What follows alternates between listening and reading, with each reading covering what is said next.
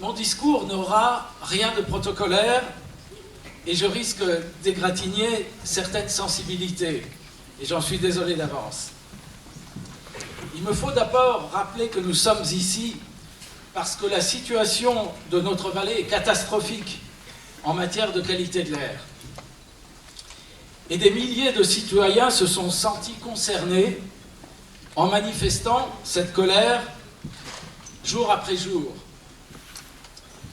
Nous sommes ici aussi parce que des lanceurs d'alerte ont eu le courage de monter au créneau, parce que des citoyens les ont relayés en créant des pages internet, en se mobilisant et en cherchant des solutions.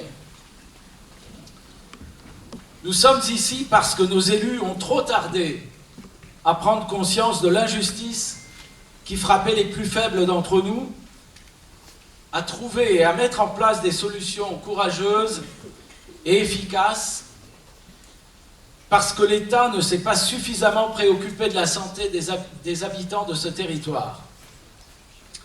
Certains sont même prêts à le quitter pour préserver la santé de leurs enfants.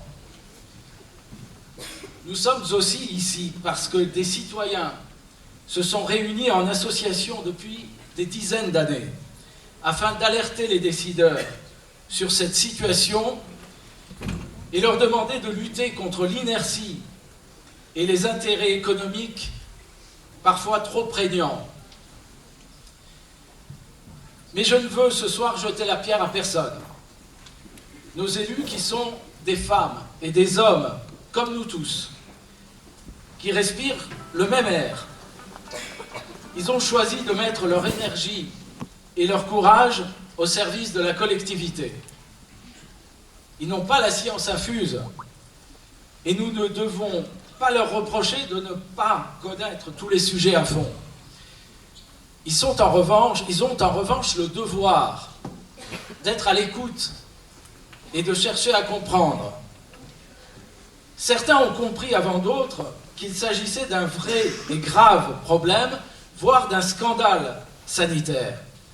Certains ont eu le volontarisme d'explorer des solutions et de les mettre en œuvre.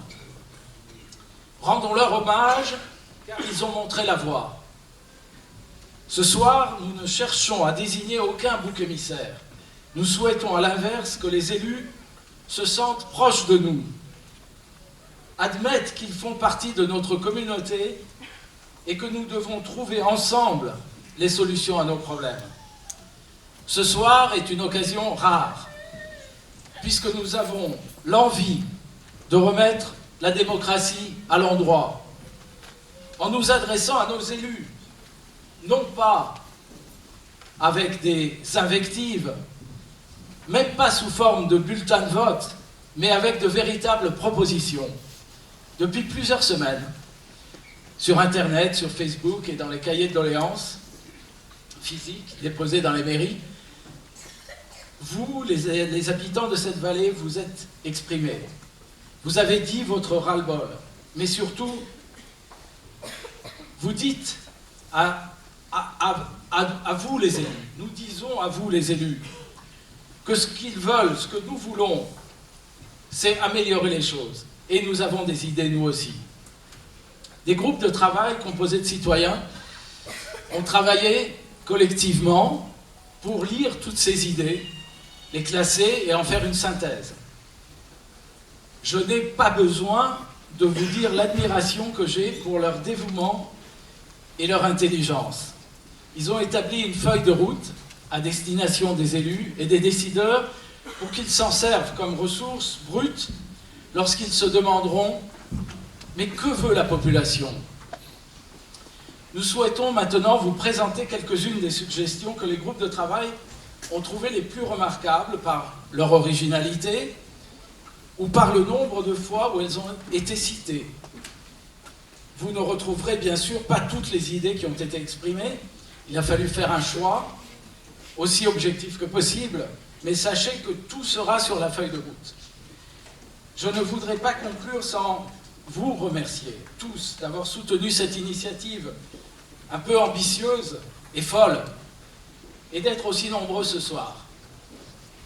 Merci à Monsieur le Préfet, qui représente l'État et qui, pour la première fois, a accepté de venir parler de la pollution atmosphérique en réunion publique. Merci aussi à nos élus qui ont eu le désir de venir nous écouter.